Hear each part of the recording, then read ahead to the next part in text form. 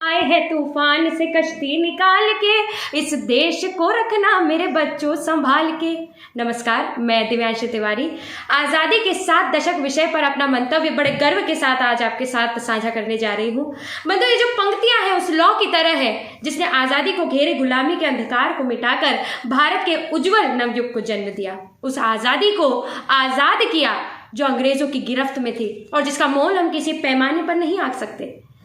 बंधु, 200 वर्ष के अनिष्टकाल को काटने के बाद जब भारत ने लाल किले की प्राचीर से नियति से साक्षात्कार किया तो उसके साक्षी गर्व से फहराता ये तिरंगा और मातृभूमि थी। लेकिन बंधुओं, आज़ादी अकेले नहीं आई। विभाजन की रेखा को भारत के नक्शे पर उकेरती हुई अखंड भारत को 2 खंडों में बांटती चली आई।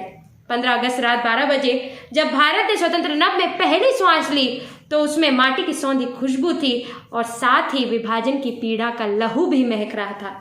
विभाजन ही नहीं बंधु, भारत को अनेकों चुनौतियों ने घेरे रखा था। परतंत्र की जकड़ से स्वतंत्र होकर क्या भारत एक लोकतांत्रिक राष्ट्र बनकर उभर पाएगा? दशकों से दास्ता का शिकार देश उन्मुक्त होकर क्या विकास की डगर पर चल पाएगा? ऐसी अनेकों पहेलियां भारत के सामने प्रश्नवाचक बनकर उद्यत थी। लेकिन सर्वविदित है कि लहरों से डरकर नौका पार नहीं होती, कोशिश करने वालों की कभी हार नहीं होती। और इसी जज्बे को सार्थकता प्रदान करते हुए भारत विश्व का सबसे बड़ा लोकतांत्रिक राष्ट्र बनकर उभरा, जिससे उन आलोचकों की आंखें चौंधी आ गई जिन्होंने भारत के सामर्थ्य पर संदेह किया। बंधुओं, ये आज़ादी के 7 दशक सिर्फ इतिहास नहीं है, वरन देश और देशभक्ति और संघर्ष सफलताओं से लबरेज एक सफर है। मैं विश्वास के साथ ये कह सकती हूँ कि जब भी कोई भारतवासी इन दशकों के इतिहास को याद करेगा तो गर्व से कह उठेगा, हम उस देश के वासी हैं जिस देश में 1965 के भारत पाक युद्ध में पाकिस्तान की कुटिल मंशाओं को भारत ने रणभूमि में परास्त कर विजय पताका फहराया और 1971 में पुनः इतिहास दोहराया। 1969 में अंतरिक्ष अनुसंधान संगठन की स्थापना हुई और नभमंडल को भी भारत के आगे नतमस्तक होना पड़ा जब राकेश शर्मा ने अंतरिक्ष में जाने के लिए अपनी पहली उड़ान भरी।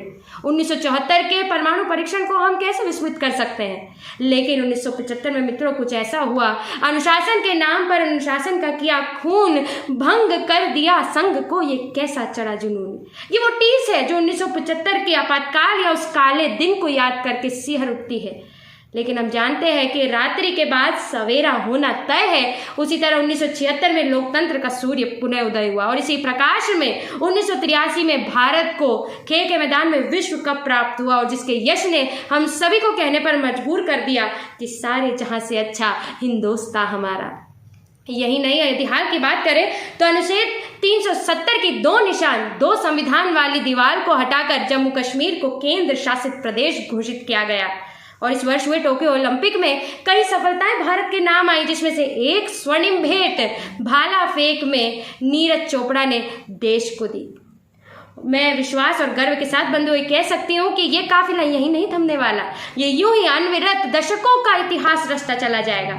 अंत में मैं कुछ पंक्तियों के माध्यम से अपनी वाणी को विराम देना चाहूंगी। हिमाद्रि तुंग शुंग से प्रबुद्ध शुद्ध भारती, स्वयं प्रभा समुज्ज्वला स्वतंत्रता पुकारती, अमर्त वीर पुत्र हो दृढ़ प्रतिज्ञ सोच लो, प्रशस्त पुण्य पथ है, बढ़े चलो बढ़े चलो। धन्यवाद।